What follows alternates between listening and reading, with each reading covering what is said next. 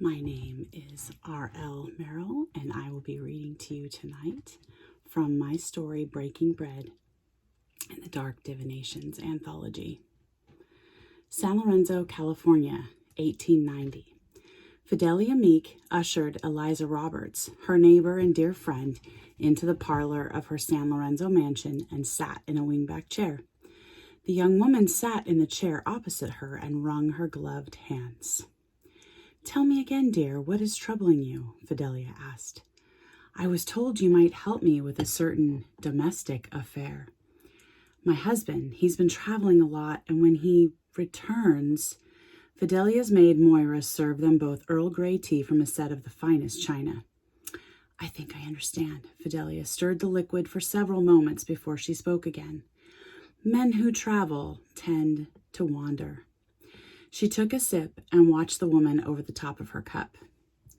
Fidelia had been in mourning since William passed away nearly a year before, and therefore didn't get out much. "Am I borrowing trouble?" Eliza asked. Fidelia finished her tea and glanced into the bottom of her cup with a smile. "Picture in your mind exactly what you would like to know," she said without looking up, then considered whether you really want to know such a thing. For if you'd rather not know, we should finish our tea and move on to more mundane topics. Eliza sat quietly with her teacup cradled in her hands.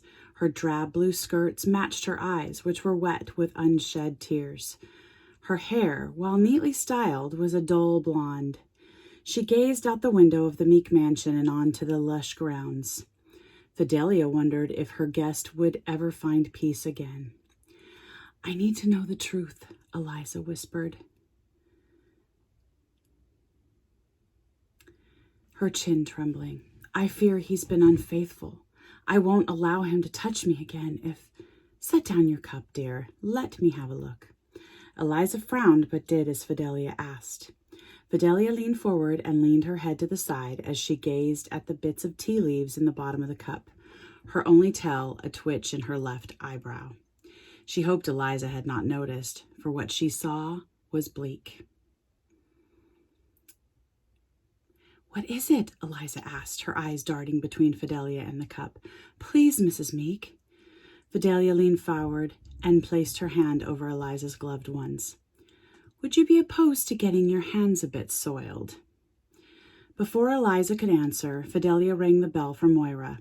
The woman entered the room with the gait of someone twice her size who'd been kicked by an ass. Her simple black dress was the only neat aspect of her appearance.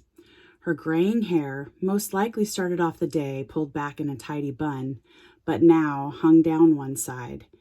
The strands that had broken free made a wild halo around her ruddy cheeks.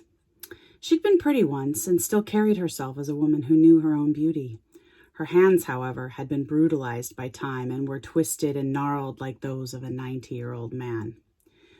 "Moira, dear, Mrs. Roberts needs our assistance in the kitchen. We have barley, don't we?" "Aye, Mum," Moira said with a touch of an Irish lilt. Her eyes flared and one corner of her lips turned up. "Barley is plentiful. We have all the necessary ingredients for bread, if that is what you be wishing for." Moira brushed her hands off on her apron. "Mrs. Roberts, care to follow me to the kitchen?" "Yes, trust me, dear," Fidelia said as she stood tall and straightened her skirts. She took Eliza's hand and tucked it into the crook of her arm. "I have just the thing to help in this situation. Call it a simple test, a measure of his worth, his honesty. If he is truly a man who respects the vows he's taken, no harm shall come to him. If he's not, well, he won't exactly be harmed. Perhaps a simple bout of temporary discomfort will make him rethink his ways. Do you believe, Mrs. Meek, that my husband is capable of redemption?" Eliza's youthful trust was evident in her hopeful gaze. Fidelia pushed the door open to the kitchen and gestured for Eliza to step inside. If human beings were not capable of redemption, what then would the point be? Thank you for listening. Please check out Dark Divinations, a Victorian horror anthology from horroraddicts.net. Thank you.